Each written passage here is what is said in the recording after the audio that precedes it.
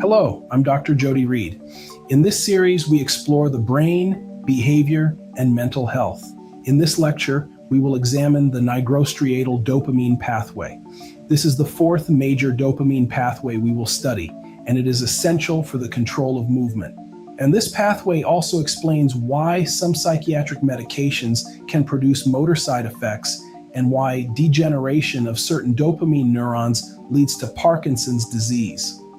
As shown here with green dots, the nigrostriatal pathway begins in the Substantia nigra, located in the midbrain. The second green dot marks the striatum, which includes the caudate nucleus and putamen. A black line connects these 2 points, representing dopaminergic neurons projecting from the Substantia nigra to the striatum. This projection forms the nigrostriatal pathway.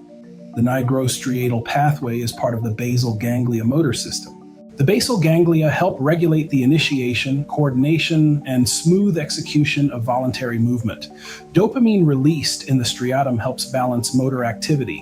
One circuit promotes movement. Another circuit inhibits movement. Dopamine keeps these systems in balance. When dopamine levels are normal, movements are smooth and controlled. When dopamine levels fall, movement becomes slow and rigid.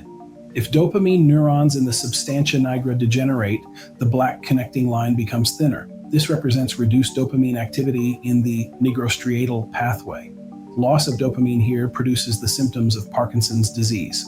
These include resting tremor, muscle rigidity, slowness of movement, difficulty starting movement, postural instability. In Parkinson's disease, neurons in the Substantia nigra pars compacta gradually die, reducing dopamine delivery to the striatum. Antipsychotic medications block dopamine receptors. This helps reduce excessive dopamine in the mesolimbic pathway, but these medications do not act on only one pathway.